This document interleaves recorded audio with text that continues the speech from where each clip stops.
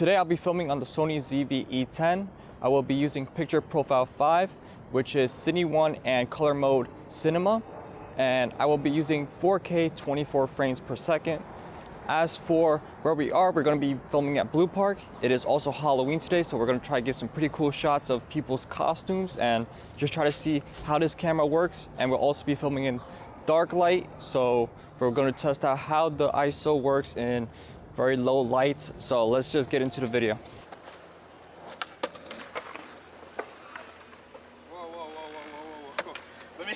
What you mean? Whoa. What you mean? Let me get What you mean?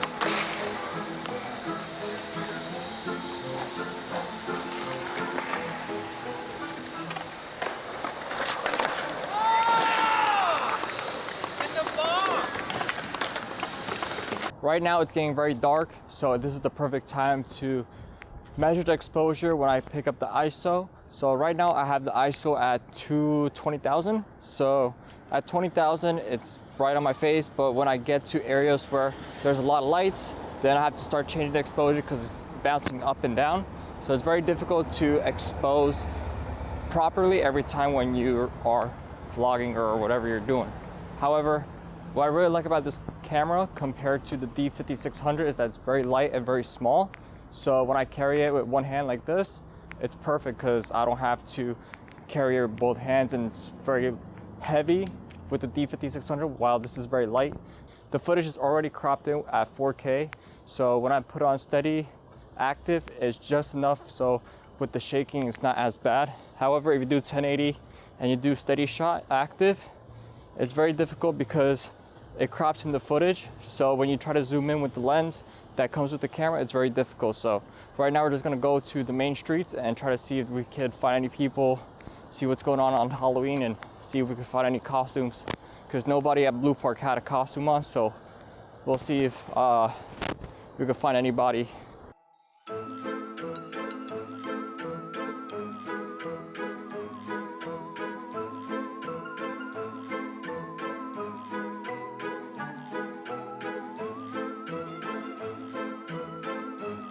Here are my final thoughts on the Sony ZV-E10. I think this camera is a very good mirrorless camera for beginners who are trying to capture travel or filming in a studio. What I really like about the Sony is that it films in 4K 20 frames per second or 30 frames per second, which is pretty cool because you get better quality. However, the problem is if you are trying to film skateboarding, you won't get 60 frames per second, and if you're trying to use slow motion in your footage, you won't be able to because it'll look very choppy. Since the Sony doesn't use any 4K 60 frames per second, I'd recommend using this footage as a downgrade to 1080, so that way you have sharper images when you are scaling it down to 1080 HD. What I find very difficult with filming on this camera is when you're trying to film outside and it's very bright, the sky is going to look very white and the subject is going to look very underexposed, and the camera is going to tell you that it is very overexposed by 2 stops. So what I try to do is I actually try to look at the image on the camera and try to overexpose the subject instead of worrying on the background. Now, comparing to the D5600, I think this camera will not be replacing this camera. I basically get more control over the camera with the Sony. However, with the Nikon D5600, I prefer filming with this camera when it comes to skateboarding specifically, because if this camera gets destroyed or anything, it's going to be a lot less painful than if I were to destroy the Sony, because the Sony cost me about $900. However, since I do live in New York City, it's very difficult to take an expensive camera anywhere with you unless you have your eye on it all the time, because there's definitely going to be someone who's going to try and take that camera. The other reason why I don't want to be filming on the Sony is because on the Nikon D5600 I already get the same resolution. All I need to do is use 60 frames per second, which is the same thing if I was on the camera of the Sony. Because on the Sony, you can't film at 4K 60 frames, so it's pretty bad to use for skateboarding because you can't slow-mo it, like I mentioned before. So I'm better off just filming in 60 frames, and if I have to do any kind of vlogging or any kind of videos where I have to talk to the camera like I am right now, I'd rather use the 4K to increase the resolution, just downscale it to any kind of talking videos. Do I recommend this camera? Absolutely. I think that Sony ZV-E10 is a very high quality camera for the money that you're paying for it. Also, I think that this camera is very useful in any kind of situations where you have 4K, you have 1080, you could film everything you want on that camera.